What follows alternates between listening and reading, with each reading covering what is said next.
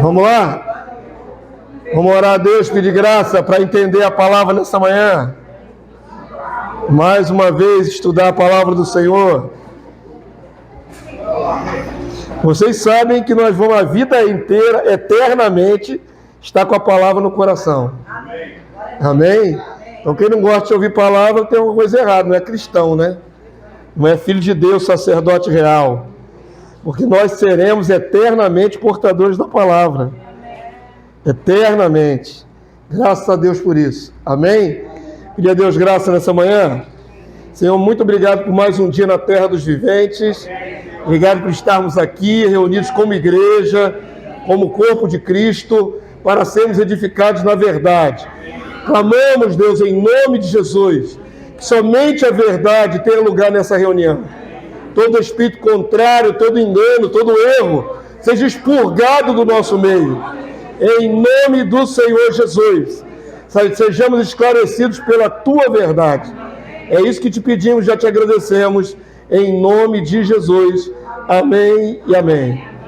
Amém, queridos. Podem sentar. Vamos lá, 11ª lição. Eu já avisei a vocês que nós vamos emendar um outro trimestre nesse mesmo viés. Amém? Está faltando 2 para completar 13 lições. Mas nós vamos prosseguir estudando a igreja primitiva em contraponto com a teologia posterior da Igreja Católica Romana. Vamos estudar vários assuntos. Saímos agora do assunto da Trindade, vamos falar sobre reino na terra. E aqui está a proposta dessa manhã, a interpretação literal da igreja primitiva sobre o reino na terra. Essa é a verdade dos fatos. Aqui não tem torcida, aqui não tem tendência, aqui tem a verdade. Vamos analisar documentos. Partindo da palavra canônica, Salmo 37, 11 e verso 29. Vamos ler todos juntos? Mas os mansos herdarão a terra e se deleitarão na abundância de paz. Os justos herdarão a terra e nela habitarão para sempre. Meu Deus, que texto claro, absoluto, insofismável, não dá para criar sofisma em cima disso. Habitarão nela para sempre. Então, pastor, como é que hoje as igrejas modernas não falam isso? Por que elas não creem nisso? Se está na palavra de Deus, e nós vamos ver que também estava nos lábios, no coração da igreja primitiva. Eu vou mostrar o desvio. Semana que vem, eu vou mostrar como a igreja romana camuflou, desviou, deturpou toda a revelação da igreja primitiva. Semana que vem eu vou mostrar a igreja romana. Hoje eu vou mostrar a igreja primitiva falando a verdade. Avança para mim, por favor. Então há um tremendo contraste entre a fé apostólica, os apóstolos, né, de Jesus, legada aos discípulos diretos de Jesus, aos irmãos da igreja primitiva e a concepção de fé atual da igreja cristã. O que é espantoso, já que todos têm os mesmos evangelhos e a Bíblia como um todo nas mãos. O problema não está ligado ao texto escrito. Então vamos lá. Todo mundo tem a mesma base para analisar? Tem. A Bíblia. Todo mundo tem os evangelhos de Jesus? Tem. Então por que a maioria esmagadora dos cristãos não creem conforme está escrito? O diabo cega. Oi? O diabo cega. O diabo pode cegar, mas o Espírito Santo revela, né? Nós estamos falando de irmãos em Cristo. Eu creio que foi a forma de interpretar, né? Exatamente. O problema não está no texto escrito. O problema está como interpretar o texto escrito. Com qual tipo de percepção você vai interpretar o texto escrito. Porque eles conseguem, em textos claros, objetivos, dar uma outra interpretação. Esse é o problema. Nós vamos falar aqui de interpretação. O texto escrito é claro, mas o problema está na percepção.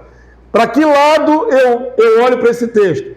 Para o lado literal ou para o lado espiritual, simbólico? Esse é o grande problema. Eu vou mostrar a vocês como a igreja romana ela se aplicou a fazer tudo simbolismo na Bíblia e tirou toda a literalidade das profecias. Toda. Por isso nós vamos falar sobre o amilenismo na semana que vem. Mas esse é o grave problema. Então nós temos que reconstruir, né, o caminho, voltando daqui do século 21, lá para o século I, para ver a fonte.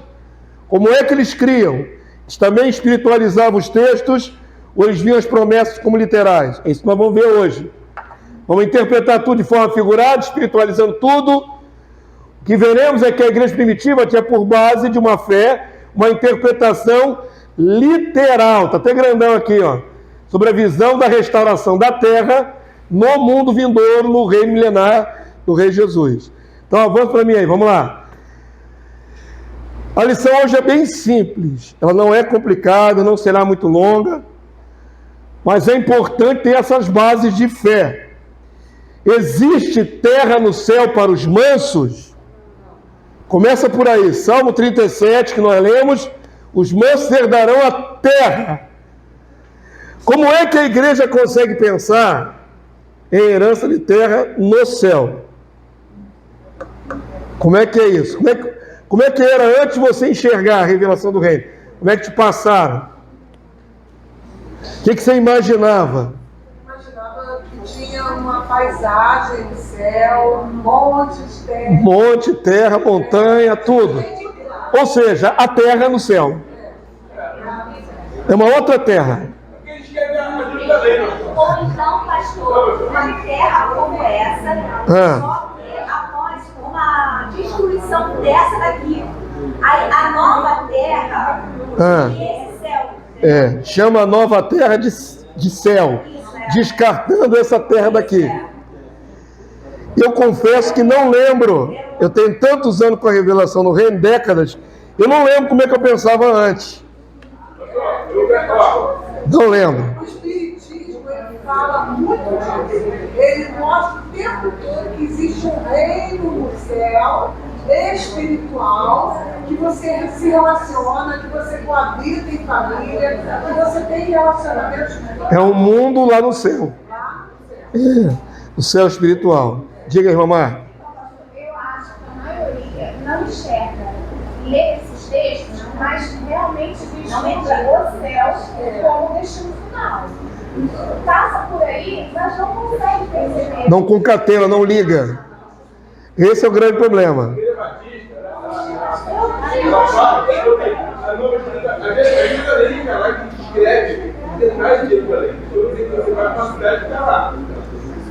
Muita gente confunde céu com a cidade de Nova Jerusalém que está no céu.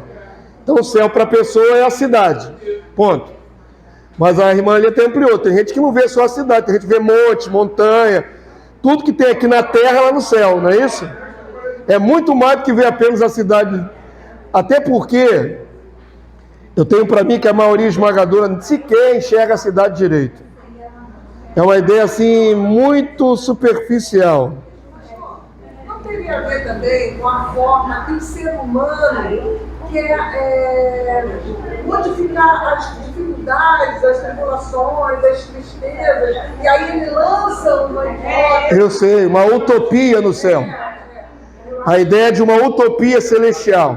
Para ele sair dessa tristeza. A ideia é interessante, sair da terra que tem guerra, morte, fome e ir para um lugar melhor. Essa é a ideia de todas as religiões. Todas as religiões pagãs têm uma visão de céu deles. Todas. O Egito tinha isso, o mundo do além do Egito tinha isso, o mundo sumérico tinha isso, as visões lá da Babilônia tinham isso.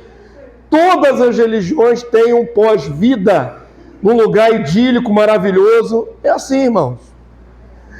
Menos a Bíblia, menos a verdade. Todas as religiões prometem uma vida num lugar melhor pós-mortem. A palavra de Deus fala de outra coisa. Ela é a única que fala a verdade. Essa nova vida é aqui numa terra renovada, com um corpo renovado, ressurreição. Tira-se a ressurreição, que é física, e espiritualiza a passagem para um mundo idílico espiritualizado também. O grande problema é que a Bíblia não fala de ir para um lugar espiritualizado, fala de um lugar físico, de uma ressurreição corpórea física. E em todo o tempo a palavra aponta para ser neste lugar que Deus criou. Não há nenhuma promessa clara de habitação celestial, não há. João 14:2 nem entra no mérito agora. Mas existem palavras objetivas de herdar terra, nesta terra, em toda a revelação bíblica, de Gênesis e Apocalipse. O grande problema é esse óculos que colocaram no rosto de cada cristão para interpretar sempre daquela forma. Espiritualizem. Não leiam como está escrito, espiritualizem. Esse é o problema. Os textos são claríssimos. Mateus 5,5 são os lábios de Jesus. Vamos ler aqui bem grande aqui, ó. Bem-aventurados os mansos, porque herdarão a terra. Ponto. E Jesus está se baseando na palavra da Davi 1000 anos antes dele nascer. 3000 anos atrás. Estava lá Davi no Salmo escrevendo lá: os mansos herdarão a terra. Jesus veio 1000 anos depois e diz: os mansos herdarão a terra. Não seria óbvio, por eliminação, que se Jesus pensasse numa outra terra espiritualizada, ele assim descrevesse nessa passagem? Se ele pensasse que essa terra que ele está prometendo não é esta aqui de baixo, é uma outra lá em cima. Não seria o caso dele mencionar aqui agora: herdarão a terra celestial, herdarão a terra eterna no céu, qualquer coisa. Jesus não está prometendo terra no céu, está falando que os mansos herdarão a terra, assim como disse o rei Davi. E nem o rei Davi pensou em terra celestial, pensou nessa terra. Os que fazem a vontade de Deus permanecem eternamente. Permanecem, não vão, permanecem. A ideia de tirar da terra é muito forte. Tirar da terra e descartar a terra. Quando a palavra de Deus fala que ela vai existir para sempre. Geração vem, geração vai, mas a terra permanece para sempre. Deus não é contraditório. Entenderam? Porque enquanto você está preocupado com a vida no espiritual, você perde essa vida que é a única que você tem. E não tem nenhuma expectativa, esperança de continuar aqui. Aqui é descartado. É um engano do anticristo. Só que esse engano é muito antigo. Então vou mostrar a vocês na próxima aula, quando começou a desviar o vagão do trem, estava indo direitinho na igreja primitiva, desviou para outro trilho. Vou mostrar a vocês semana que vem, tá bom? Diga, pastor Paulo. Pastor, eu sempre tive uma dúvida, que a dúvida ela sempre vai pairar. Sim. Mesmo que você está falando de denominação, quando se falava de arrebatamento, de tirar a igreja da terra, a terra vai pegar fogo, ou como até se usar aquela palavra: olha, o mundo já é do maligno. Já jogam essa. Sim, para descartar o planeta. Tinha sempre assim uma visão de que um Deus perdedor. Como é que Deus passa séculos para formar a terra, para construir, e agora ele tem que jogar a toalha, perdi. Vou destruir tudo que eu construí. Você explica, perdi. Eu sempre tive essa visão de que, se acontecesse isso, eu via essa construção continuadora, perdeu tudo. Parece que o diabo teve mais êxito. O diabo frustrou os planos de Deus, porque Deus falou que isso aqui era muito bom. O próprio Deus falou. Não tinha como debater, porque a visão era a lógica da coisa. Então, céu. E aqui já é do maligno, então Deus descartou. Eu até comecei a perceber, dentro dessa lógica de achar que nós não vamos entrar a terra, que isso já está compreendido, até a forma de tratar a terra até a forma de tratar. É descartável. Porque não adianta fazer porque isso aí vai pegar fogo, isso vai ficar para aí. Joga isso fora, o corpo, como foi feito, é o tempo. De nada, isso aí não liga muito com isso, não. Tem outro corpo celestial. Nós vamos ter um corpo celestial, nós vamos voar, nós vamos. Então, essa é a visão que é implantada em denominações. Por isso nós temos que estudar muito a palavra para refazer o caminho, o pavimento que a igreja perdeu. Triste isso, né? A ideia de que realmente Deus perdeu. Satanás conseguiu destruir o que Deus tinha feito e disse que era muito bom. Realmente a terra tem coisa errada na terra, muita coisa errada, mas é na alma dos homens, é o pecado.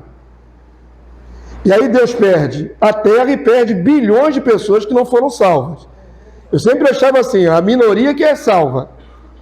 Se observar, 8 bilhões de seres humanos agora vivos, quantos são cristãos? Ou a igreja, ou então todo mundo lá no fogo, é isso? Quantos são cristãos? Eu vou botar até no pacote aqui, igreja católica, igreja cópita, igreja ortodoxa do Oriente, para chamar todo mundo de cristão para fazer um volume. Mesmo assim, não é um sétimo da humanidade. Então, para mim, sempre foi essa conta perdedora. Deus salva um punhadinho, uma parte, e bilhões vão para a destruição. Deus perde. Deus não foi capaz de salvar maior número. Não é uma ideia errada? De um Deus que só salva uma minoria? Então é uma ideia muito errada. E pior, vai junto com o planeta. Vai junto com a terra que Deus fez, que achou que era muito boa, que Ele modelou, não foi o homem que fez, não foi o diabo que fez.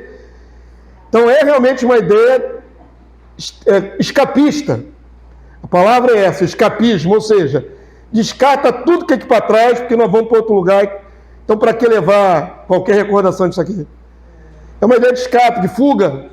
Eu sofria com isso, pastor, de imaginar a volta de Cristo, ao mesmo tempo que eu tinha anseio pela vida de Cristo. Salvar você e perder tudo. Eu tinha dor porque imaginava a maioria vai ser jogada no lago de fogo. E eu não quero isso. Então, eu tinha uma angústia. O dia que eu enxerguei que tem a igreja e tem também as nações, isso. Olha, pastor, eu chorava de noite, eu não conseguia dormir, de tão contente que eu fiquei. Glória a Deus. Justamente essa visão espiritualizada que a Igreja Católica vai estabelecer vai descartar completamente o reino literal na terra, vai descartar completamente a possibilidade das nações existirem, porque tudo vai ser espiritualizado. Vou mostrar a vocês, irmãos, presta bastante atenção, eu falei que a aula é simples, mas ela é uma aula-chave, porque ela vai dar a vocês os dois lados da moeda.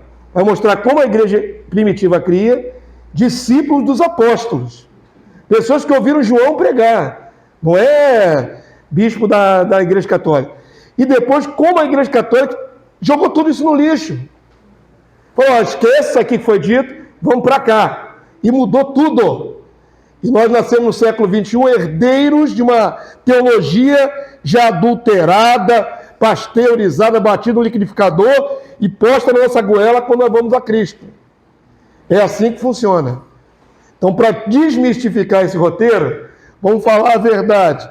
Esse momento aqui, ó, esse pequeno detalhe aqui, é a didaquê, é a famosa didaquê, que é o ensino dos apóstolos. É um catecismo, é uma catequese, é um ensino básico para novos convertidos lá do começo da igreja, ó, ano 90, ano 100. É até contemporâneo quando João escreveu o Apocalipse e suas cartas, por volta do ano 90. Então, um documento muito, muito, muito antigo, preservado pela igreja.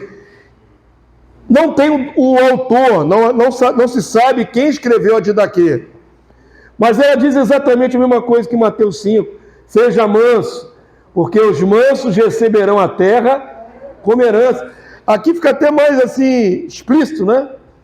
Herdarão a terra, pode ser qualquer terra. Aqui diz, receberão a terra como herança. Então, a palavra herdar às vezes não fica muito bem compreendida. Agora ali também, claro, a terra é a herança. A propriedade. Se você descarta a herança, descartou a promessa. Quando se joga fora, quando se quer sair fora daqui, deixar para lá a terra, o diabo conseguiu convencer os cristãos de que não tem herança aqui embaixo. Foi assim, as pessoas que escrevem dessa forma, elas sempre acham que Deus porque elas estão rejeitando a promessa. Mas foram enganados, Deus sabe. E o pior é que Deus sabe, Deus contempla cada coração e mente, as intenções do coração, o que foi ministrado na mente dela. Deus sabe que o povo não está enxergando. Aumenta ainda mais a nossa responsabilidade. Descartando mesmo, como ele falou, vamos embora, sai daqui, vai pegar tudo fogo aqui, vai destruir tudo, para que você vai valorizar? Assim como Esaú não rejeitou. Então, mas Esaú mais ou menos sabia o que estava fazendo. Sim, mas eu estou falando assim, no caso não é só descartar, é rejeitar, né? Que Deus fez uma promessa para o povo, reservou o reino para o seu povo, e aí falou, não quero não, quero para o céu. Pois é, essa inversão é terrível. Pastor, eu estava batizando. Uma coisa que encaixa bem a respeito disso aí é quando Acabe olha a vinha de Nabote e a deseja. Sim. E ele faz várias propostas, inclusive de uma guerra melhor. E ele não aceita. Eu te darei outra melhor. Mas ele queria a vinha. E aí, numa conversa com Nabote, ele fala que ai de mim abrir mão da herança que meus pais me deixaram. Exato. E ele não abriu mão da herança, ainda que foi a morte dele, mas ele não abriu por uma promessa que seria dada outra terra melhor, em outro lugar. Então eu vejo que a nossa, agora eu começo a enxergar bem, depois da visão de estar clara sobre o reino, que se aplica. Esse negócio de estar pensando no céu e não abrir mão, deixar em casa para quê? E fazer isso aqui para quê? Então a gente está abrindo mão dessa herança. Não é? É mais profundo, exatamente como você está falando, e é mais profundo ainda. Os judeus, eles levam tão a sério essa questão da herança da terra, se você for analisar todo o Antigo Testamento, e até mesmo leis que para nós é absurda, como a lei do levirato. Por exemplo, se uma pessoa naquela família, né, um varão, tivesse uma esposa, casou com ela, mas não gerou filho e morreu, o irmão tinha que fazer um filho na cunhada. Olha como eles levavam a sério a questão da posse da herança. Tem gente que pode interpretar isso como uma promiscuidade. Não é. Era obrigado a gerar descendência naquela cunhada para que a herança continuasse na família. Há promessas inúmeras na Bíblia, de pessoas que receberam promessa de herança da terra para sempre. E até salientei isso quando nós estudamos, quando preguei aqui sobre Caleb. Lembra de Caleb? Com 85 anos. Quando foi liberada a palavra para Caleb, não foi dito apenas que Caleb tomaria posse daquela terra santa nos anos que se seguiriam, mas que ele tomaria, ele e a descendência dele, para sempre. Significa que, quando Caleb ressuscitar dos mortos na volta de Cristo, Caleb tem direito à herança daquela terra para sempre. Caleb tem direito já prometido na palavra para sempre. Não é só no período que ele viveu com 85 anos quando tomou posse. É para sempre. Então, quando se abre mão do princípio da promessa da terra, da herança, se abre mão do que Deus prometeu. O mais importante que deveria ser assim, o foco da esperança da pessoa. Um dia eu vou tomar posse da minha terra. Eu posso até morrer agora, mas eu volto para tomar posse dela. Por isso que eu falei que está ligado à promessa da terra literal com a ressurreição literal. Que como também desviaram isso do coração do povo, não precisa de ressuscitar, porque vai em alma para um lugar idílico. Para ter ressurreição corpórea? Se todo mundo vai em alma para um céu maravilhoso. Sim, pastor. Eu acho que, no caso, falta um link, porque a gente lê a Bíblia e fala que nós vamos herdar a Nova Jerusalém. Então, já que ela está no céu e nós vamos herdar a Nova Jerusalém, a gente pensa, eu vou ao céu. Pois é. Só que a gente não enxerga que ela desce. Não linka que ela desce. A maior, digamos assim, revelação que eu tive logo no começo, quando me foi apresentado o Evangelho do Reino, é que a Nova Jerusalém desce do céu. Para mim isso foi o mais fantástico. Mas está escrito em toda a Bíblia. Volto a afirmar, nós fazemos seminário aqui contínuo há 20 anos. Por que os irmãos se espantam com o que está escrito na Bíblia? Por que se espantam com o que estão lendo na Bíblia? Porque não é o problema do texto escrito. É o problema da interpretação. Não é o problema do texto escrito. Todo mundo tem a mesma Bíblia, o mesmo texto escrito. Lá no Vaticano tem Apocalipse capítulo 20 e por aí vai. Todo lugar tem. No centro espírita onde se usa a Bíblia, vai citar versículo. Ontem eu me deparei, por exemplo, com um canal espírita, uma palestra, um congresso espírita, falando sobre os mansos herdarão a terra. É espantoso, irmão. É segundo a decodificação de Allan Kardec, mas ele lê o texto bíblico. Eles usam evangelhos. Você pensa que ele usa o quê? É o evangelho. Você senta lá naquela palestra, parece que tem uma palestra evangélica. Eu ia trazer o vídeo, irmão. Eu não trouxe para você, porque é longo. É mais de 1 hora. A gente se espanta.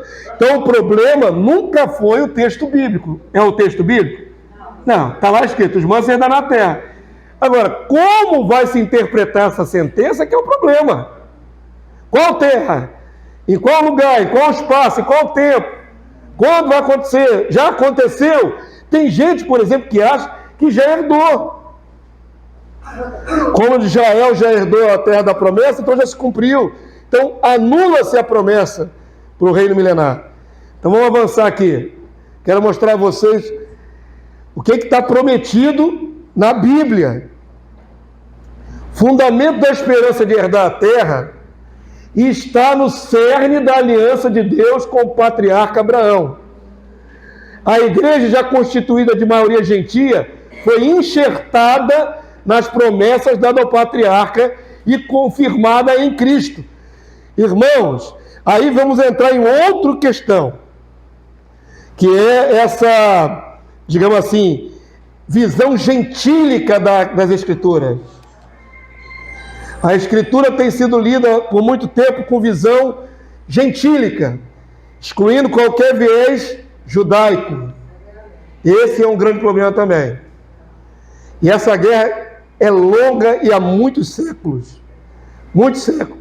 Então se rejeita qualquer expectativa que tenha sido crida pela igreja judaica. Pela igreja não, pelos irmãos judaicos. Os judeus, a primeira aliança, os da antiga aliança, eles também creram nas promessas, irmãos. Como a igreja não quer, a igreja gentia, né, principalmente, a partir de um certo século, não quis mais nada com os judeus, rompeu até mesmo a maneira de interpretar a judaica das Escrituras. E essa maneira ocidental gentílica permanece até hoje. Então as pessoas não conseguem enxergar, por exemplo, ligação entre Jesus e Abraão. Não conseguem enxergar que Paulo está falando sobre isso no Novo Testamento, na Nova Aliança. Não é a primeira aliança. A primeira aliança foi feita. Se Paulo não quisesse, ou não tivesse na mente, que o que foi prometido a Abraão e para os judeus tivesse alguma coisa a ver com os cristãos, ele não fazia essa ponte, ele não faria essa ponte. Se fosse como pensa a maioria, olha, uma era promessa para os judeus pecaram, perderam. Outra é promessa para a igreja é céu. Se fossem duas promessas distintas, que não tivesse nada a ver uma coisa com a outra, Paulo, no Novo Testamento, o doutrinador da igreja, não diria que as promessas que foram dadas a Abraão pertencem à igreja. E a igreja está na promessa dada a Abraão. Antes que houvesse lei, antes que houvesse Moisés e as leis, havia Abraão e a promessa.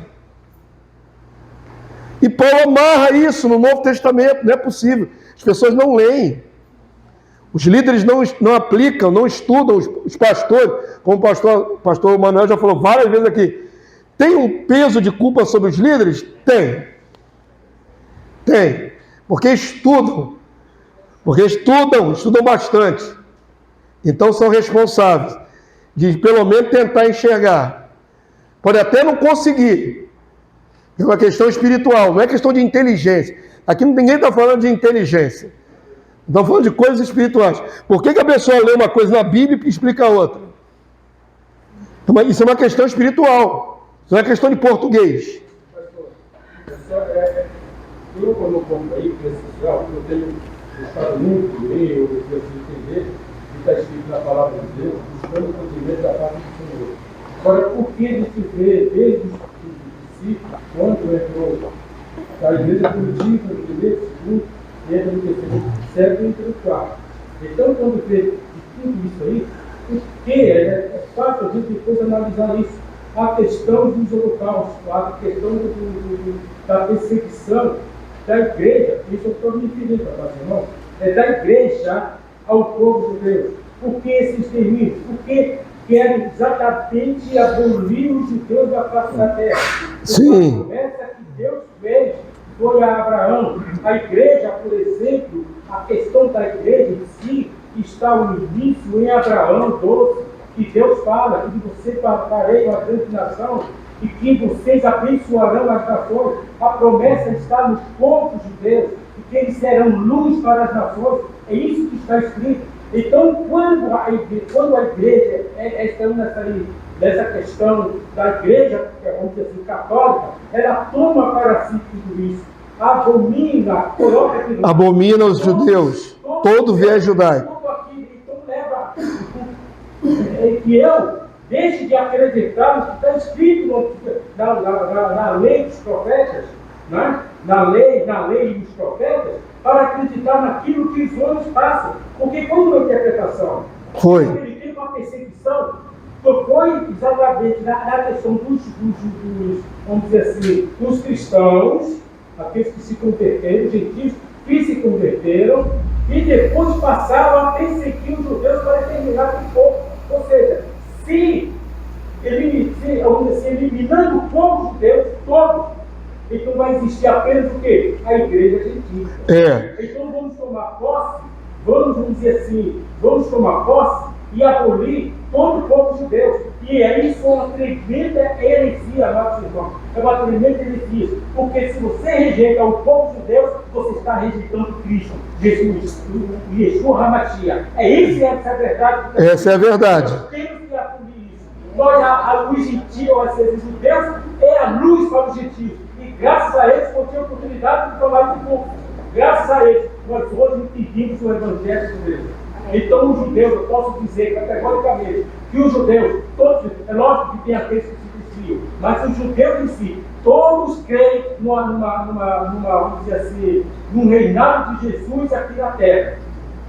E só não enxergam o nosso Jesus, que é o diferencial. Vou colocar uma outra aqui. Tem mais de 2 milhões de judeus nesse ano na terra, que estão com a missão exclusiva para apresentar que a salvação é através de Jesus.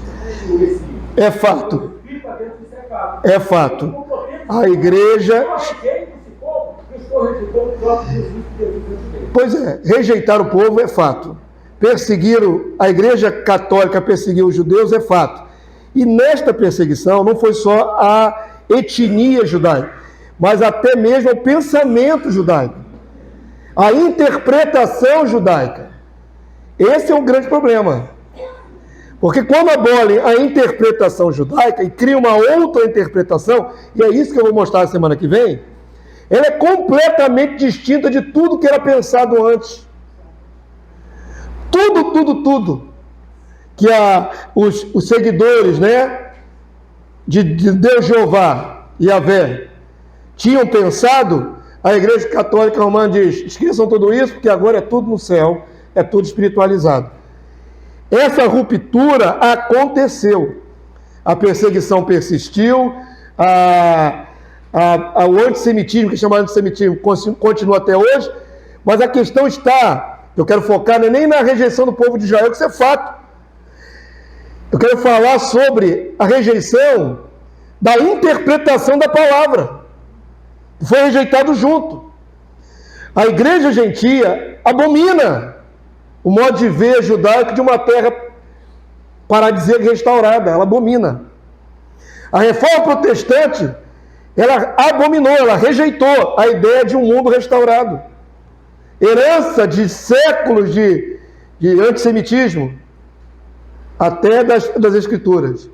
Então é um absurdo que todo cristão tem a Bíblia, todo cristão lê, se você já leu a Bíblia pelo menos uma vez na vida, Gálatas, sabendo que Paulo está na nova aliança, está falando para gentios, que a maioria dos que estavam em Gálatas já não eram mais judaicos, já eram gentios, e Paulo faz questão de ligar que a promessa dada a Abraão alcança a igreja por Cristo Jesus.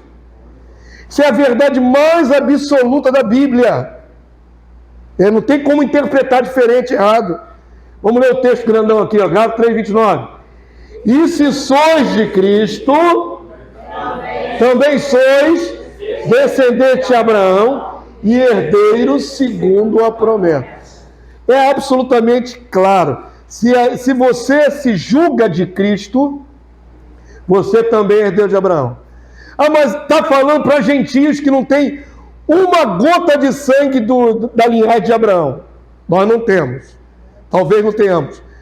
Talvez nem saibamos. De repente, um de nós aqui tem uma ascendência assim, milenar de algum parente lá atrás que teve contato com o judeu e casou. Nós não sabemos a árvore genealógica toda. Mas independente de ter uma gota de sangue, milimese, assim, muito, muito, muito longe, independente disso, por ser de Cristo, nós somos herdeiros de Abraão.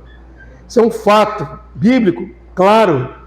E a promessa que Paulo fala aqui está linkada ao restante do texto. E não foi, por intermédio da lei que Abraão coube, e a sua descendência coube de ser herdeiro do mundo. Aí a promessa. Não tem como mudar isso. Herdeiro do mundo, não é herdeiro do céu, é herdeiro do mundo, o mundo da terra. O mundo está sobre a terra. Avança para mim, por favor. Vamos lá. A igreja primitiva enxergava isso com clareza. Clareza. Por quê? Porque são herdeiros de pregações apostólicas. Alguns chegaram a estar vivos no primeiro século para ver o apóstolo João pregar, ensinar, aprenderam direto de um apóstolo. Não é um teólogo nascido no século XX tentando interpretar a Bíblia, depois de herdar uma série de heresias ao longo da história. É gente que estava perto dos apóstolos, que ouviram eles falarem. Ou uma segunda geração de bispos que foram doutrinados por alguém que morreu, mas antes tinha ouvido do apóstolo. Então, uma geração muito próxima dos apóstolos. Esse aqui, Irineu de Leão, você já conhece. Olha como é que ele interpretava. Quem quiser ler com o pastor. A propriedade da terra que Deus lhe tinha prometido, está falando sobre Abraão, e que não recebeu durante toda a sua estada aqui na terra. É necessário que a receba com a sua posteridade, isto é, os que temem a Deus e creem nele, na ressurreição dos justos. Percebam que herdar terra literal depende também de ressurreição literal. Não é isso? Depende. Está ligado. Só vai herdar terra literal quem voltar a corpo. Se morreu e foi para o céu, não tem ressurreição. Não tem ressurreição. Já está lá em alma. Isso é um erro grosseiríssimo. Olha o que a igreja cria. E fala de todos os que creem. Ou seja, não é só o povo de Israel, mas é todos que são enxertados nessa promessa. Se sois de Cristo, sois herdeiros da mesma promessa que está de Abraão. A mesma promessa que está de Abraão. E ele tem que assumir. Ele chega a argumentar ali que Abraão não teve nada, nenhuma terra. Ele andou na terra da promessa, mas ele não teve terra. Como o discurso de Estevão, em Atos 7, fala a mesma coisa. Não teve um palmo de chão para si. Senão, apenas uma terra que ele comprou para sepultar a esposa. Só. Deus falhou, será, nessa promessa? Claro que não, né? Olha, a palavra é clara. Ele, enquanto herdeiro da promessa Abraão, não teve um palmo de chão que fosse seu. Ele tem que herdar essa terra prometida, senão está errado Deus. Deus falhou. Deus é mentiroso até. Falou, vou te dar a você e a sua posteridade. Nunca vou dar, mudei de ideia. Vou deixar vocês no outro lugar. Deus falhou, Deus errou, Deus mentiu. Ele morreu crendo que vai assumir a terra da promessa que ele andou. Pastor, e aí também na questão até de Moisés, né? No final, eu já falei desse semana, porque a semana é mais uma vez maravilhosa. Quando Deus pede levar Moisés até o monte. E ali ele mostra a terra. Ele mostra toda a terra, exatamente a terra em que Abraão ele mostra tudo. Ele viu aquela coisa toda, eu creio. Agora, imagina. Aí Deus fala assim para Moisés: Moisés, você está vendo isso tudo aí? Esquece, porque você vai para o céu. Você vai descansar da sua terra. Moisés, você vislumbrou bem essa terra? É só uma figurinha. Tudo que você sofreu, 40 anos de deserto, mas esqueça, porque na verdade isso é só uma figura. Eu quero te dar um outro lugar. Gente, a promessa de toda a Bíblia passa pela promessa de terra. Terra. Toda a palavra da promessa, ela passa pela essa questão de herdar a terra. Tirou a herança da terra, tirou a promessa de Deus. Tornou Deus mentiroso. A igreja acaba sendo arrogante e prepotente, né? Assim, de descrer daquilo que os judeus receberam, porque eles, na verdade, a promessa é para eles. Eles são naturais. Nós sim. Você é arrogante. Não, eu vou pro céu, eu sei mais que você. Não, eles criam duas linhagens. Eles criam duas linhagens. Judeus terra, igreja no céu. Os judeus estão errados nesse ponto. É a arrogância da igreja, porque a promessa é deles, né? Nossa, não começou na igreja gentia a promessa. E não o contrário. É como diz aí, o poste fazendo xixi no cachorro. Está invertendo o negócio. A gente era tido como louco, né, pastor, lembra? Eu sei. Quem falava isso? A gente era uma seitazinha. Uma seitazinha escondida. Todas as igrejas, né, que ouvia falar do Arcélio, a gente era uma seita, né? E tanto lá na família do meu esposo, nós somos uma seita, porque lá estamos lá em Paracambi tem. Pois é, nós somos uma seita. Só que glorifica a Deus, e o Senhor está mudando isso. E está com pressa, olha, milhares hoje. Antes era só a gente. Nós éramos como loucos, e hoje milhares de irmãos, milhares, Deus está multiplicando cada vez mais. Isso aí. É um tempo. É um tempo de restauração. Vamos voltar para cá para a gente continuar, terminar nossa aula aqui.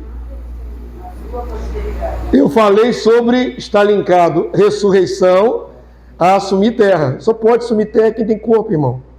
É simples assim. A sua posteridade é a igreja. Por meio do Senhor Jesus, o que Paulo falou. Se sou de Cristo, sou herdeiro da minha promessa. Recebe a filiação adotiva de Abraão. Aqui, ó. Aqui o pai primitivo aqui, da igreja primitiva, fala a mesma coisa que Paulo. A sua posteridade é a igreja. Que recebe a filiação adotiva de Abraão. Está ligado completamente à promessa de Abraão, do pai Abraão. Ora, Deus prometeu a herança da terra a Abraão e a sua posteridade. Mas se nem Abraão, nem sua posteridade, que são os justificados pela fé, recebem agora a herança da terra, eles a receberão quando? Na ressurreição do justo. Olha a clareza do entendimento da igreja primitiva. Ela nunca disse que os santos recebiam terra naquela época. Elas sempre apontaram para o dia da ressurreição, o dia de Cristo. Quando é que vai se receber? Até Abraão, no dia da ressurreição dos justos. Porque Deus é verídico e estável em todas as coisas. É por isso que o Senhor dizia: bem-aventurados mansos, porque herdarão a terra. Claríssimo. Claríssimo. Quando se herda essa terra prometida? Quando houver ressurreição dos mortos, dos justos, dos justificados. Não tem confusão alguma na igreja primitiva, tudo claro para eles. Avança para mim mais um, por favor. É evidente que o Senhor não prometeu uma terra no céu, uma Canaã celestial. Tem cântico sobre Canaã celestial. Jesus amado, Santo Deus. Cânticos, criaram cântico, colocaram uma Canaã no céu para o pai Abraão, e sim a terra que ele peregrinou, literal e fisicamente. Vamos ver a terra que Abraão peregrinou, literal e fisicamente? De onde saiu Abraão? Aqui, ó, de Ur dos Caldeus. Vai ter um mapa aqui. Ur dos Caldeus, atual Iraque. Se fosse vivo hoje, Abraão seria iraquiano. É Iraque. Olha como é que ele sai daqui da terra de Ur dos Caldeus. Aqui está o deserto da Arábia, aqui embaixo. Esse é o mapa da Terra Santa, que é no Oriente Médio. Aí vem para cá, aqui ó, Irã, Nínive, sobe mais um pouquinho, ele está aqui seguindo o curso do Rio Eufrates. Essa linhazinha azul aqui do meu dedo aqui é o Rio Eufrates, ó. Começa aqui no Golfo Pérsico e vai até aqui em cima. Ele foi margeando aqui o Rio Eufrates, foi margeando, foi até Arã. De Arã, ele desce para Damasco, que é a atual Síria. Síria, que está lá em guerra civil até hoje. Vem descendo aqui pelo Líbano e vai chegar, passar aqui por Jerusalém e vai até o Egito. Isso aqui já é o nordeste da África. E o mar Mediterrâneo. Quais são os limites da Terra Santa segundo a palavra de Deus? Desde o rio Eufrates, aqui ó, até o delta do Nilo, até o grande rio do Nilo, ó, do Egito. Rio do Egito é esse aqui, o Nilo, ó. O delta aqui, o triângulo aqui, ó. Os 3 braços, 4 que fazem o triângulo. Tudo geográfico. Qual é o tamanho da promessa? Deserto da Arábia, aqui no Líbano, Egito e Eufrates. Esse é o quadrado, inclusive o mar, o grande mar que é o mar Mediterrâneo. Esse é o quadrado da Terra Santa, está aqui, ó. Tudo geográfico, absolutamente, terreno, terráqueo, como você quiser chamar. Diga, Varão. Isso daí, literalmente, é perfeito, porque isso daí vai dar lá com Apocalipse 21, 16. Quando vier a Nova Jerusalém, né? Não, falando sobre a cidade, que ele é quadrangular, como é que pode ser uma coisa espiritual se lá ele já aponta as dimensões? Se tem dimensões, as dimensões são... Mas tem que ter fé para crer na Nova Jerusalém, porque a Nova Jerusalém não existe na Terra. Pois é, pastor. As não dimensões, é? ele dá lá em Apocalipse 12 mil estrelas. Eu sei, eu creio e você crê, mas isso é mais difícil para a pessoa que não crê. Agora, vamos lá, sem linkar, você está correto no que você está falando, mas sem linkar com a Nova Jerusalém, que não existe aqui na Terra, olhando para o que existe na Terra? Existe o Rio Eufrates? Existe a terra que hoje é chamada Iraque? Existe o deserto da Arábia? Existe o mar Mediterrâneo? Existe o rio do Egito? Isso tudo é físico e real? É isso. É isso. A promessa literal de Deus na Bíblia tem pontos geográficos reais. Fato. Tem nada de espiritualizar isso. Não tem como espiritualizar isso. Porque são marcos geográficos. Não tem como você parafrasear isso para uma outra interpretação. Não tem como. Olha a promessa ali, Gênesis 15, 18. Naquele mesmo dia, fez o Senhor aliança com Abrão, dizendo: a tua descendência dei esta terra. Desde onde? Rio do Egito, nordeste da África. O que mais? Até o grande rio Eufrates. Aqui o rio Eufrates, aqui ó. Começa aqui ó, no Golfo Pérsico. Qual é a promessa? Aonde tem céu aqui? É absolutamente terreno, é absolutamente geográfico, tem marcos definidos bem claros, de onde começa, onde termina. Simples assim. Pastor, quando os pastores não têm essa visão, não procuram, isso não chega a ser também assim, tipo um respaldo de uma perseguição que continua através do não ensinamento da palavra, não aplicação. Por quê? As igrejas, por exemplo, o senhor está explicando aí. O que está escrito na Bíblia? Está aqui. Sempre teve. Eu sempre falei para o senhor que a primeira vez que eu vim, eu fui embora para não voltar, que eu achei que a coisa era outra. Sim. Mas a interpretação da palavra mexeu comigo pela simplicidade do entendimento. Eu seguia um pastor que eu já estava pensando assim, eu não vou ter condição de submeter ou não. Porque tudo que se lia na palavra não era aquilo. Era tudo uma outra coisa.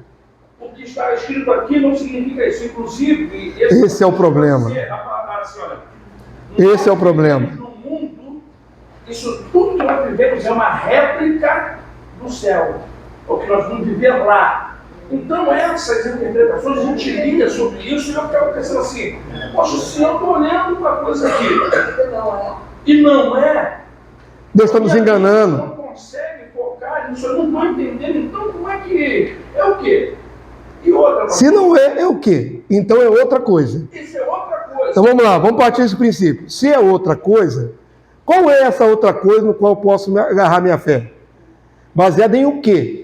Se eu saio das Escrituras e digo, isso aqui não é o que exatamente está sendo dito aqui. Eu tenho que crer em outra coisa. Isso não dá margem para crer em qualquer coisa? Por que tem a interpretação espírita de Allan Kardec? Em cima da palavra. Essa qualquer coisa? Qualquer coisa que eu quiser. E a gente nos faz, muitas vezes, até desistir. É, porque fica confuso. Sai de uma coisa literal, factual, provável, para uma coisa improvável. Então a pessoa fica com uma fé diluída. Isso é um problema sério desse pastor. Se ele só enxerga coisas que são, digamos assim, figuras, a Bíblia é só figura, isso é um grande problema. Então Deus não fala nada claro, Deus é só nos enrola, Deus nos enrola. A Bíblia é decifrada. É como se fosse um código. Um código, é o código da Bíblia. Aí você tem que ler e você tem que ter, então, alguém... Mas esse é o X da questão que eu quero que vocês, em nome de Jesus, entendam nessa aula da semana que vem. Como é grave esse problema de interpretar da sua própria cabeça ou da sua própria percepção. O que está escrito claramente na Escritura. A Escritura não é para ser lida dessa forma. Tem símbolo na Bíblia? Tem. Tem figuras? Tem. Tem parábolas? Tem.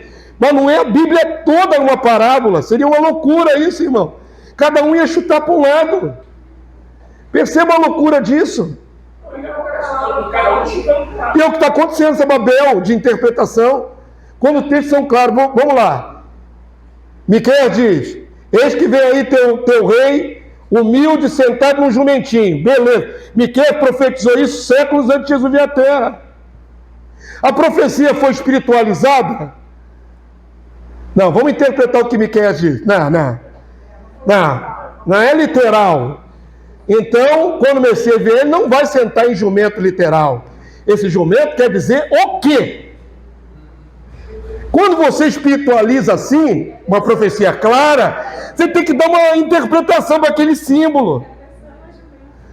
Qual é o jumento que o Messias vai montar? Se não é um jumento de verdade. Então é o quê?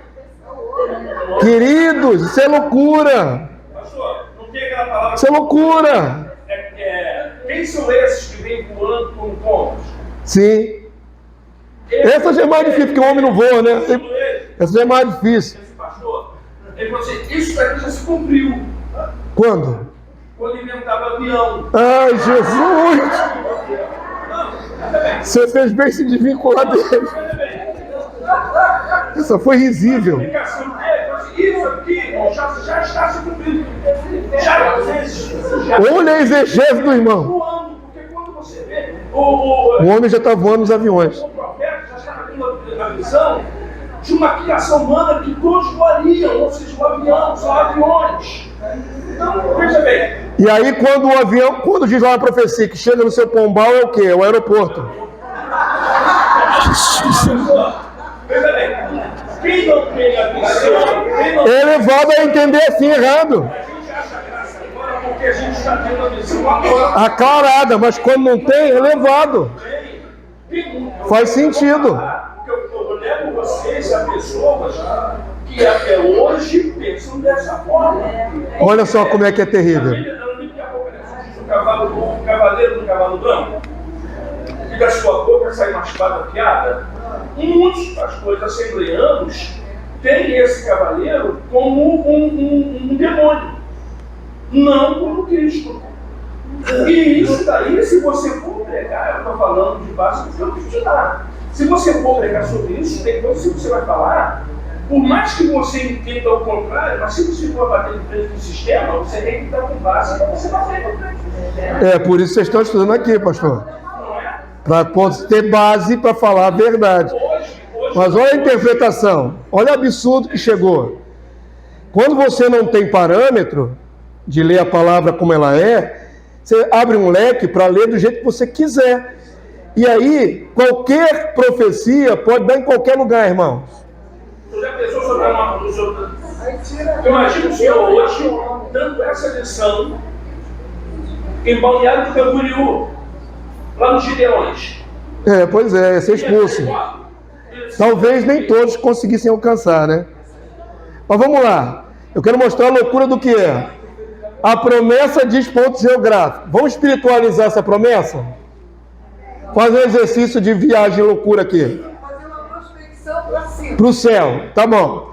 Então isso aqui não é de fato ponto geográfico na Terra. Isso aqui é uma figura, um símbolo do céu. Muito bem. Então Deus prometeu a Abraão que lá no céu tem um rio Eufrates. E tem o rio do Egito. Também. E tem o deserto da Arábia.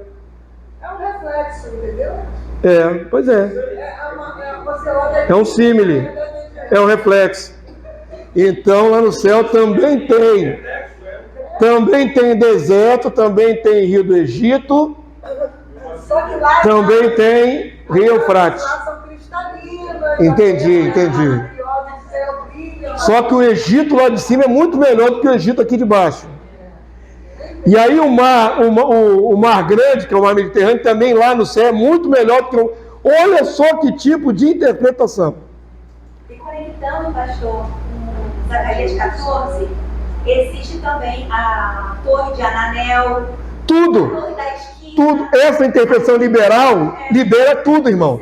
Se você não tem um vínculo de estar lendo o que está escrito aqui na terra, você joga tudo para o céu, tudo vale tudo. Tudo que você puder imaginar na sua mente criativa, você pode embutir na Bíblia. A única contradição é a descida de Adão a Jerusalém. Não desce, né? Ela deve descer só 1 centímetro e parar no céu do mesmo jeito. Avança para mim. É triste, irmão. A gente está aqui, como o pastor falou ali, é agonizando, porque já viu muita gente falando esse monte de coisa. É triste. E tem um monte de gente presa ainda com entendimento assim. Mas são pessoas que estão presas ao discernimento de alguns outros homens que exercem. Mas é a maioria esmagadora. O pior é a maioria. É porque olham para uma figura, para um líder, para uma pessoa que tem proeminência sobre a maioria. E aí segue o que ele pensa. Exatamente. É mais fácil do que eu ir para casa, estudar, ler, ser bereano, né? Dar uma analisada no que houve. Vamos lá, vamos avançar. Como a base juramentada de Deus, Deus jurou aquela terra da promessa. Não havia por que a igreja pensar que esta promessa fosse figura do céu, senão que realmente se tratava da terra prometida, abençoada e renovada no futuro, reino do Senhor Jesus Cristo. O problema é, a igreja nunca espiritualizou as promessas. Ela sabia que não ia se cumprir no tempo dela, a igreja primitiva. Tinha uma visão que era para o futuro, que a ressurreição era futura. Eles não tinham a expectativa de viver nada naquele tempo, mas no futuro. Olha como é que se espremia a igreja, que é Justino Romano, Justino Marte. E com Abraão herdaremos a terra santa. Tomaremos posse de uma herança eterna, sem fim. Porque somos filhos de Abraão, pois temos sua mesma fé. A igreja primitiva era concorde, que a promessa de Abraão é a promessa que alcança a igreja. Romanos 4,13, o apóstolo Paulo, texto canônico. Volta aqui, varão. Varoa, é varão agora. Já trocou a mãe para o filho. Não foi por intermédio da lei que Abraão, sua descendência, como a promessa herdeiro do mundo, e sim mediante a justiça da fé. Nunca é dito herdeiro do céu, herdeiro do mundo que está nessa terra. Avança para mim, por favor. Essa é a terra renovada no futuro, no reino milenial, incluindo a remoção da maldição original, tornará a fauna e a flora abençoadas novamente. Vamos ler? Quando também a criação, renovada e liberta, frutificar profusamente todo tipo de comida, graças ao orvalho do céu e à fertilidade da terra, do modo como recorda os anciãos que viram, olha só o testemunho primitivo, viram João, discípulo do Senhor, ouvindo da mesma maneira como o Senhor ensinava a respeito desse tempo. Ele está alegando aqui que ele ouviu de pessoas que, em loco, ouviram João pregando sobre esse futuro, reino na terra. Ouviram de um apóstolo, não ouviram do Zé ninguém aí, moderno aí, que tem suas próprias ideias. Ouviram de um apóstolo. E está dando testemunho disso aqui. Que esses tempos seriam assim, olha só. Haverá dias em que nascerão vinhas, que terão cada uma 10.000 videiras, cada videira terá 10.000 ramos, cada ramo terá 1.000 ramos, cada ramo terá 10.000 cachos, e cada cacho terá 10.000 grãos, e cada bago espremido dará 25 metretas de vinho. Todos os animais que se nutrem desses alimentos, que recebem da terra, se tornarão pacíficos, e viverão harmoniosamente entre si. Eles se submeterão aos homens sem qualquer relutância. Essa é a fé da igreja primitiva. Esse é Pápias. Só sobraram fragmentos do livro de Pápias. Ele não tem livros inteiros, a arqueologia não achou. Achou uns fragmentos. E ele alega que ouviu isso de alguém que ouviu de João, o apóstolo. Sabe o que a igreja católica faz com Pápias? Ela denigra a imagem de Pápias. Diz que ele era um homem que não sabia muita coisa. A igreja católica tem escritos do quarto século denegrindo Pápias, que ele fantasiou. Vou mostrar na semana que vem como a igreja desmereceu toda a igreja primitiva. Igreja católica. Desmereceu tudo. E mudou tudo. Avança para mim. Por enquanto estou mostrando o que a igreja primitiva cria. Semana que vem eu vou mostrar o que a igreja católica fez. Negação da interpretação figurada. O bispo Clemente, colaborador de Paulo, é citado na sua Bíblia. O bispo Inácio e o bispo Policarpo, discípulos de João, esses são os pais da igreja primitiva. Aprendeu direto de um apóstolo. Foram doutrinados diretamente por apóstolos, passando a visão a seus discípulos. Doutrinaram uma segunda geração de bispos. Só tinham uma visão do futuro reino. Restauração literal de Jerusalém, do mundo e tudo que nele há. Justino Marte, de novo, de minha parte, eu e alguns outros cristãos de mentalidade correta, não só admitimos a futura ressurreição da carne, olha aqui como é linkado, ó. Não tem promessa de reino futuro sem primeiro haver ressurreição literal do corpo. Ressurreição da carne no futuro. Nunca espiritualizou isso. Mas também 1000 anos em Jerusalém. Olha só o detalhe. Reconstruída, embelezada e aumentada, como prometem quem? Está citando aqui Ezequiel, irmãos. Capítulo 40 ali de Ezequiel até o final, mostra o futuro templo no reino milenar. Isaías, profeta messiânico, só falou do rei Messias e do seu reino. E os outros profetas, vai Zacarias, vai todos dizer, Daniel e todos. Percebam que a fé da igreja primitiva é totalmente baseada nos profetas. Não é na tradição, a tradição de papas. É nos profetas que eles criam. Está na sua Bíblia. Todo mundo entendeu? Avança para mim, vamos lá. O bispo Irineu de novo. no ano 180, enfrentou os argumentos contrários daqueles que queriam alegorizar as promessas do reino, desmentindo esse viés interpretativo. Já no segundo século, já no ano 180 depois de Cristo, já queriam alegorizar tudo, tornar tudo figura.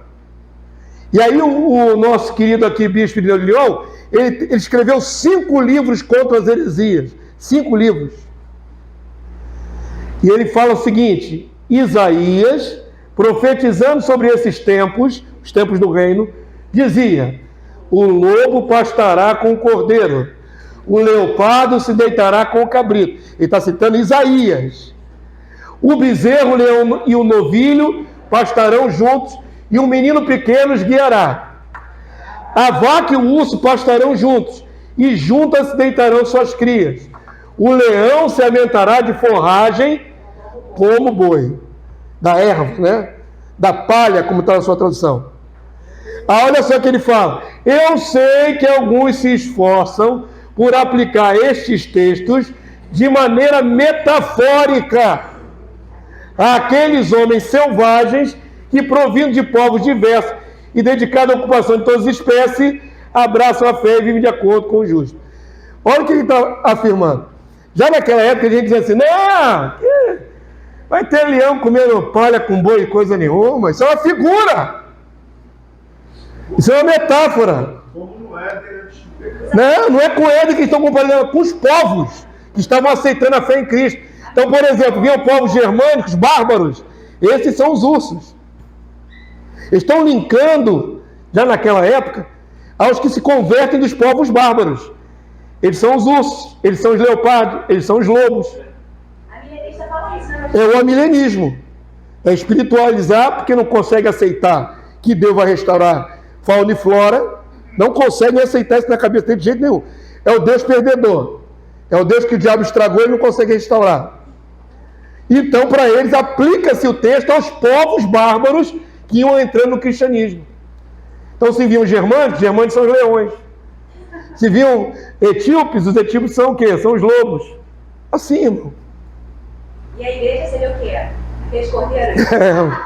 Quando você é espiritualista, você pode dar você pode dar o contexto que você quiser, né? Você pode espiritualizar o que você quiser. Já sim, irmão. Tem, porque esse texto está ainda pela metade que não cabia no slide. Avança ali para mim. Tem a continuação, na sua Bíblia está um textão grande. No finalzinho vem a referência aqui, qual é o livro 5º. Ó, quando eu boto isso aqui para vocês, não é enfeite não, irmão. Nós estamos sendo criteriosos, está aqui no pós-graduação. É a fonte. O livro se chama Irineu de Lyon contra as heresias, livro 5º, capítulo 33, verso 4. Os livros de Irineu de Lyon também foram separados como faz na Bíblia, por capítulos. É o livro de Irineu de Lyon que você pode comprar. Ah, pastor, onde está escrito isso aqui lá no livro de Irineu de Lyon? Está aqui, ó, no livro 5º. Quando eu botar em alguém romano aqui, mas é a referência. Ó, no livro 5º, capítulo 33, verso 4, está isso aqui. Foi escrito no ano 185 depois de Cristo. Eu comprei para ele lá na Paulus, né? Então, vocês têm aonde pesquisar da igreja primitiva. Vamos ler o restante? Então, já estavam espiritualizando que eram os povos, esses leões, esses lobos, esses leopardos. Não eram leopardos de verdade, nem leão de verdade. Eram pessoas que pareciam leopardos, que pareciam leões. Misericredo! Triste! Mas se isso vale para homens que chegaram a uma mesma fé, proveniente de vários povos, aí ele vai falar a verdade, ó.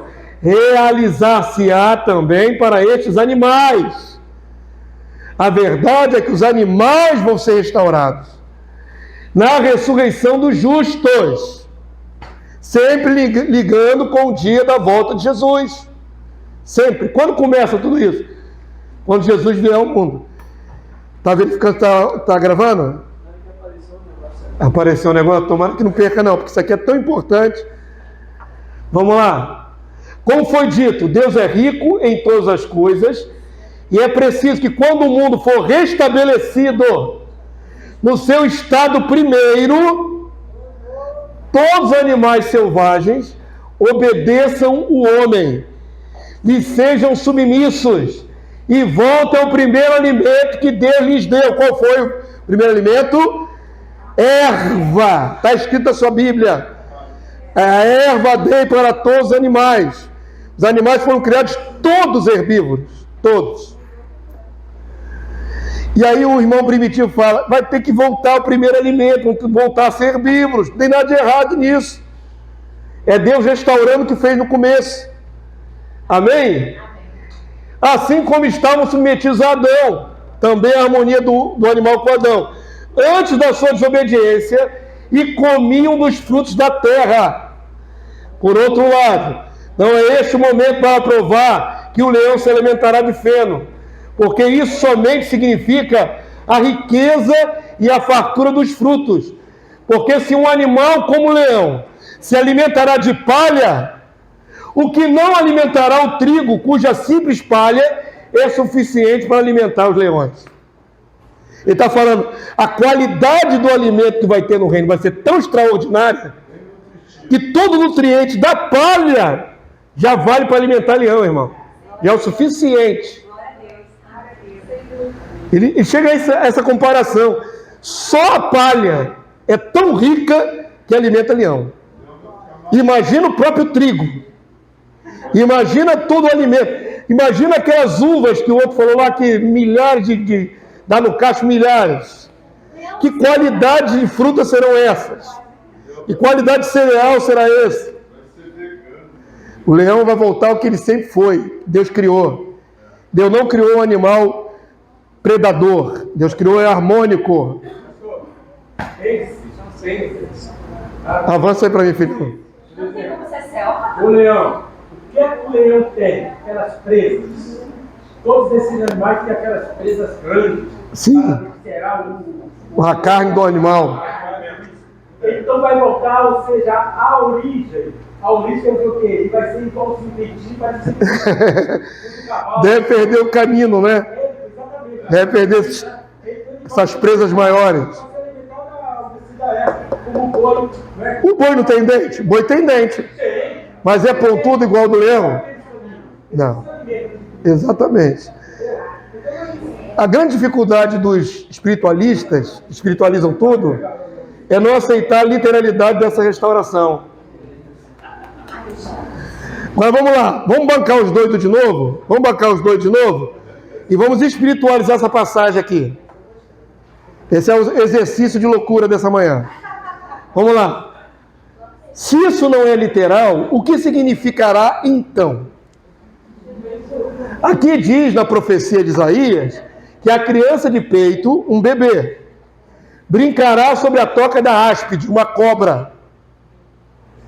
E o já desbabado, um bebê maiorzinho, meterá a mão na cova do basilisco, outra serpente perigosa. Se não é isso que Isaías está profetizando, é o quê? O que será a criança de peito? Vamos fazer um exercício de loucura. Criança de peito é o novo convertido, que bebe leitinho. Vamos lá, vamos lá. Se a gente espiritualiza uma parte do texto, tem que ser o texto todo. Certo? Regra de hermenêutica. Se isso aqui é um novo convertido e não é o futuro, o que será brincar na toca da serpente? Espiritualizando. Se a serpente é o diabo. Funcionou a minha interpretação espiritualizada? Deu certo? Ele terá, ai pronto, já interpretou. O novo convertido terá autoridade sobre o diabo. Pronto, espiritualizamos. Pode aplicar, pode pregar aí nos púlpitos. Bota na internet. Isso aqui significa que o novo convertido vai ter autoridade sobre o diabo. Pronto. Esse é o modo de pensar do espírito que espiritualiza a palavra, irmão. Que alegoriza.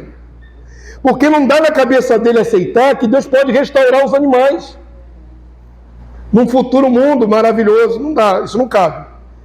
É mais fácil para ele espiritualizar e aplicar metaforicamente para a igreja, o que é um erro absurdo.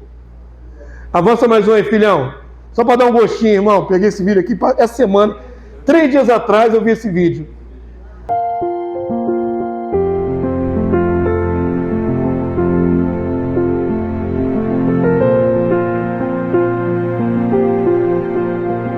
Avança aí, filhão, para a gente terminar.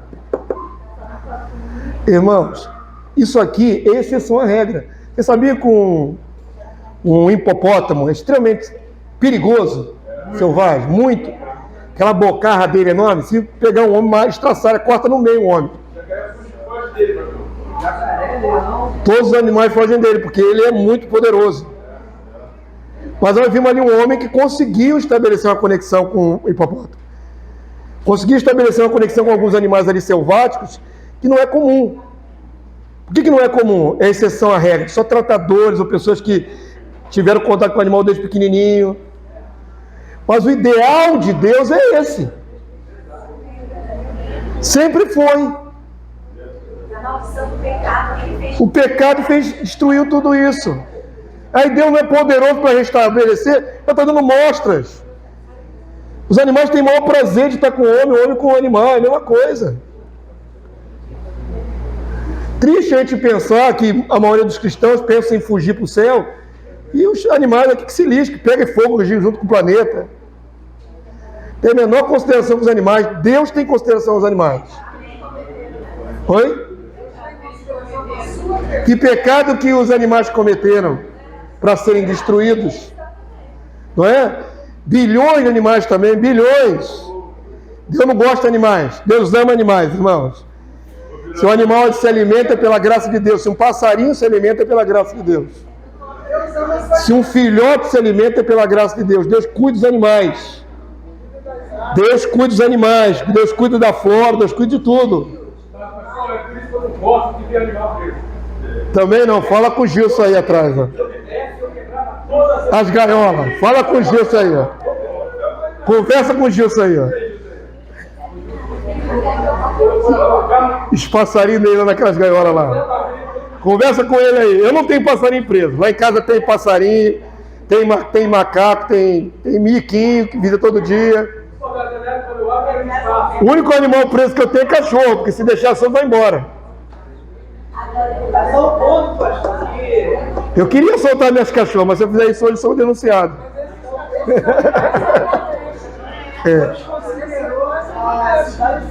Não são selvagens. Oi? Quando Deus condena ali, quando Deus diz que vai acabar com o ninho, mas a pregação, Deus colocou na balança até os animais. Crianças pequenas e animais. Deus ama os animais. Poderiam falar isso horas. A igreja primitiva crê na restauração dos animais. Você crê? Você crê no reino literal? Se alguns quiserem interpretar essas profecias em sentido alegórico, não chegarão a acordo entre si sobre todos os pontos e serão refutados pelas próprias palavras sobre as quais discutem. Se você espiritualizar passagens como aquela, você pode dar a interpretação que quiser. Nunca vai ter convergência ou harmonia com o restante da Escritura. Nunca. Isso é um absurdo. Então, queridos, a palavra é para ser vista as promessas de maneira literal. Quando sugerir uma metáfora, uma figura, uma parábola, você vai tentar achar na parábola o que é literal. Ou não tem aplicação literal. Fica claro que a igreja primitiva não viu o reino vindouro de Cristo como uma figura, um símbolo, e sim aguardava um futuro, aguardavam que tudo fosse literal. O rei Jesus virá de fato, é literal? É. E o mundo mudará? É literal? É. Fato, amém, glória a Deus. Romanos 9:28. Porque o Senhor cumprirá a sua palavra sobre a terra, cabalmente em breve. Amém? Glória a Deus. Aleluia.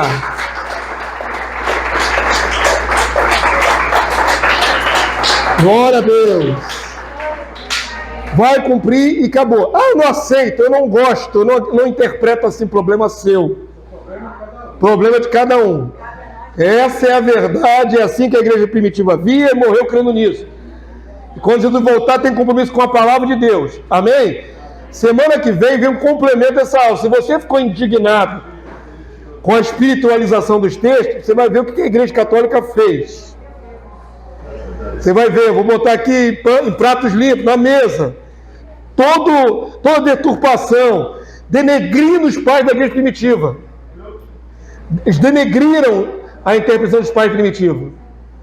Então, por favor, não perca a cena no próximo capítulo, aula 12ª, semana que vem. Vamos ficar de pé, terminamos a aula de hoje.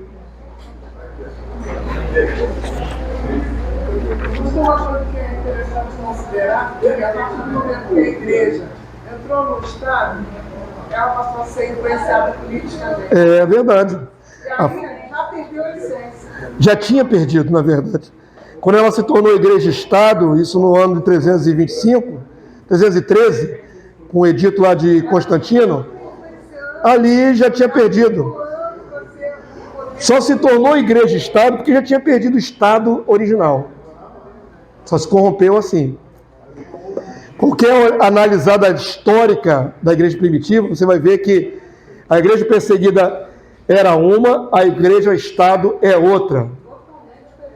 A igreja primitiva é comparada a uma virgem, a igreja-estado é comparada a uma prostituta, é completamente diferente.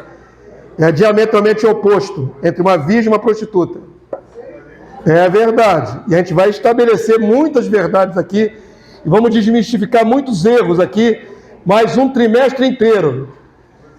Amém? Mais 3 meses falando sobre isso. E quem quiser, venha na escola dominical. Amém? Vamos evangelizar, irmão. Não tem mais muito tempo não, nem para mim, nem para vocês. Não tem mais muito tempo não, é agora, é para ontem. Em nome de Jesus. Pai Santo, louvado seja o teu nome. Senhor, quando o Senhor me deu entendimento dessas coisas, eu ficava pensando no meu coração, isso tem um propósito. Por que me revelaria isso se na contramão milhões e milhões creem diferentes? E quando o Senhor me diz para eu passar para os meus irmãos, a congregação que eu dirijo, as ovelhas que eu guio, tu tens um propósito. Para que tu darias isso tudo a eles, a esse povo que está aqui? Uma minoria no meio de uma multidão. Se tu tens um propósito de usar a vida deles também para espalhar o teu evangelho, então, Senhor, cumpre o teu querer. Senhor, ajuda os teus servos a entenderem no que estão metidos, no que estão envolvidos. Eu não posso obrigar ninguém, Senhor. Eu divido com eles a riqueza que tu me tens dado. Mas uma vez que eles adquiriram a riqueza, que cada um saiba, Senhor, fazer o seu papel de dispenseiro fiel dos mistérios de Deus, como bons dispenseiros dos mistérios de Deus. Posso abrir outros corações, outras mentes. Abençoa os teus servos, Senhor. Tu sabes o meu desabafo nessa manhã. Parece às vezes que luto sozinho, Senhor, contra tanta apostasia, tanto engano. Sou só um homem, sou só um vaso, uma boca. Mas aqui há muitos outros vasos, muitas outras bocas. São vários vasos que eu vejo diante de mim. Ajuda os teus servos, Senhor, a darem testemunho daquilo que têm recebido. E não sejam aqueles que ocultam a riqueza, mas que espalham a riqueza. Que em nome de Jesus se cumpra assim, Senhor, na vida dos meus irmãos. Que o teu servo continue sendo apenas mais um incentivador para que a tua igreja avance, em nome de Jesus. Leva-nos a viver esse dia para a glória do teu nome. Não vivemos para nós mesmos, vivemos para o Senhor. Somos teus, Senhor, propriedade exclusiva do Senhor. Possamos viver esse dia para a glória do teu nome. Logo mais à noite estar reunido para a glória do teu nome. E depois do culto voltar para casa, para nossas casas, para a glória do teu nome. E vivemos a semana e os dias que nos restam nessa terra para a glória do teu nome. Para exaltar a pessoa de Cristo e a sua verdade. Em nome do Senhor Jesus. Amém e amém. Amém, povo santo. Aleluia. Glória a Deus. Vamos na paz do Senhor Jesus. Culto começa às 18h30.